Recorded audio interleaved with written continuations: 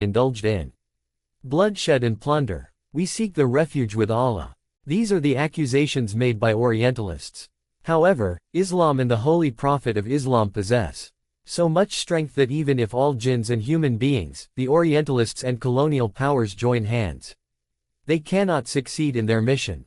Colonialism and Hapnavi. Since all Muslims have understood their plot, the Orientalists did not succeed. They, therefore, decided to achieve their object by other means and were on the lookout for agents who should apparently be Muslims and Arabs, and should be ready to sell the religion and the Arabs for the money provided by Satan. When the colonial rulers saw that Hapnavi was for sale, they were glad to secure his services for tampering with Islam. They instructed him to abuse the leaders of Islam and prescribed to him the lines along which this was to be done. Hapnavi published these plans of the colonial power in his book entitled Abu Sufyan, Sheikhu 1 al-Umayyan. These days the colonial powers, through its agents, are spending a huge amount to weaken the defense line of the Shi, that is the institution of Marja at the point of reference in religious law, because they have seen that it can become the source of a great revolution. Therefore, these agents have created such an atmosphere that the common people are straight away being affected by their propaganda.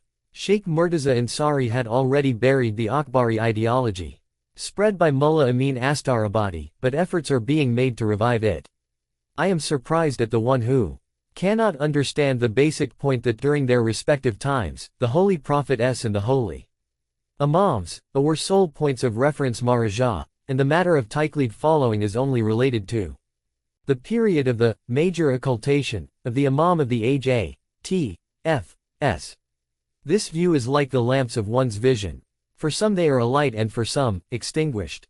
An Urdu couplet. Colonialists are also trying to create a sect among Shias that believes in the divinity of Ali, as the British agent, Humphrey has admitted in his book, Ideal Colonialism. Vilification of Imam Ali, A. Hapnavi speaks ill of Imam Ali, though he was the first person to accept the invitation of Islam and sacrificed his life for its progress. It was he who cheerfully suffered hardships for supporting Islam. It was he who kept company with the Prophet from the advent of Islam and helped him with his sword and his tongue from the very first moment of revelation. It was he who stood firm like a mountain in the battle of Uhud, and drove away those who attacked the Holy Prophet, whereas some prominent companions had fled.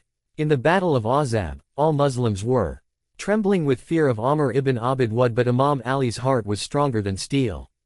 His strike at Amr ibn Abd Wud was so valuable that the Holy Prophet said, Ali's strike on the day of Khandaq 5 is superior to all the acts of worship of men and jinns.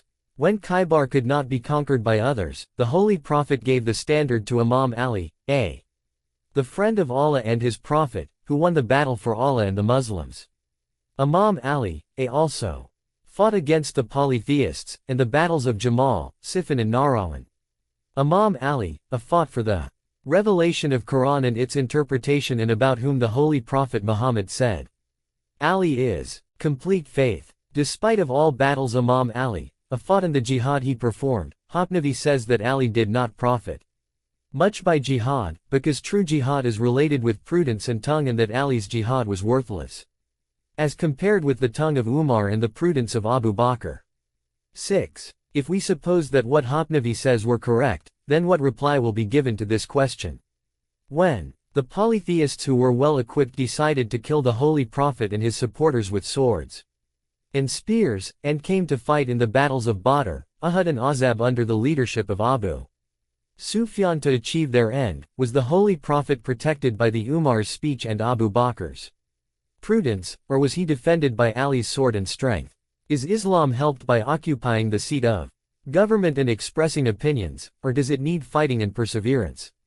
And strong and fearless fighters. The Holy Prophet prayed in favor of Imam Ali, O Lord, love him who loves Ali and be the enemy of one who is the enemy of Ali.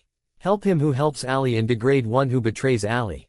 Traditions of Prophet clearly prove that evidence remains out of the sight of Hapnavi, because he is the enemy of Allah and does not perceive clear-cut matters.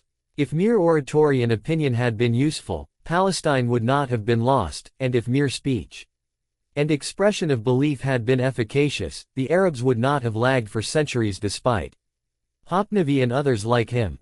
Criticism of Islamic sources. The colonial masters ordered Hafnavi to subject the Islamic sources, especially the history books, to severe criticism. The old books of history are most authentic and useful for understanding facts and realities about Islam. They deal with the sacrifices of Muslims by whose conducts, faith and teachings Islam spread far and wide, and various nations were freed from slavery.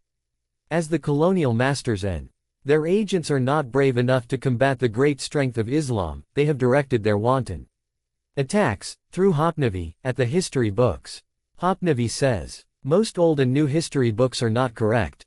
Most of the past historians have borrowed from earlier Romans, the history of the Arabs, which is not authentic. The historians deserve no respect in Hafnavi's view even though they lived at a time close to the advent of Islam and recorded the historic events hearing them from eyewitnesses. Yet, of course, if the former or latter historians condemn all al-Bayt, they are truthful. And others who do not interfere with them, and are not prepared to criticize them are liars.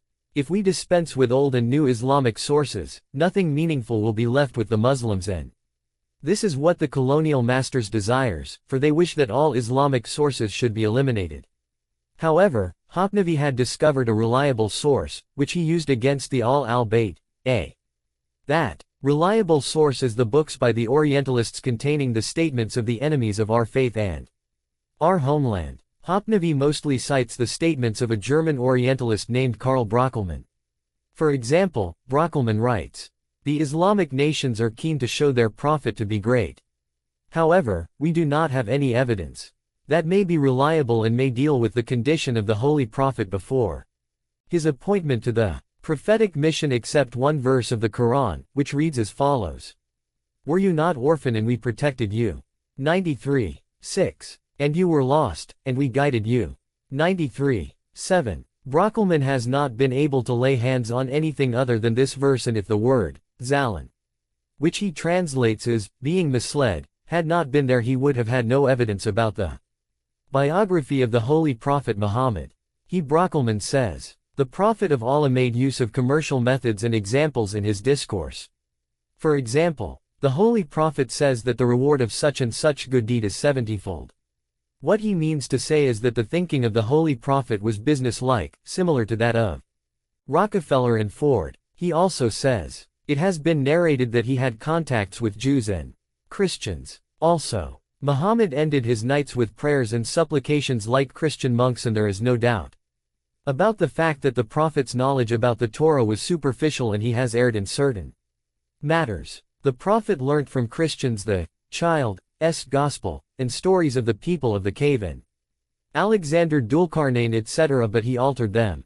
The remarks of this Orientalist that the Holy Prophet betrayed the Jews and the Christians, by deriving the Holy Quran and Surah al-Kahf, and stories about Alexander etc. from Christians and later modifying them, is a conclusive proof for Hafnavi, whereas the Islamic sources and Muslim history books do not contain true history. Brockelmann, who has been constantly relied upon by Hafnavi, says, during the early years of his appointment to the prophetic mission, Muhammad believed in the Trinity of the Kaaba. 7. Brockelmann means to say that Prophet Muhammad believed in Lat, Manat and Uzza, and that he obtained the Holy Quran from Christians. Keeping this remark in view, what is left with the Muslims? Despite all this vilification, Hafnavi relies on Brockelmann's statement. He does not, however, rely on Muslim historians, because it is what the colonial masters want. What a pity that there is no Muslim who may restrain Hafnavi's propaganda. Promotion of infidelity and oppression. The colonial masters commissioned Hafnavi to promote crime, infidelity,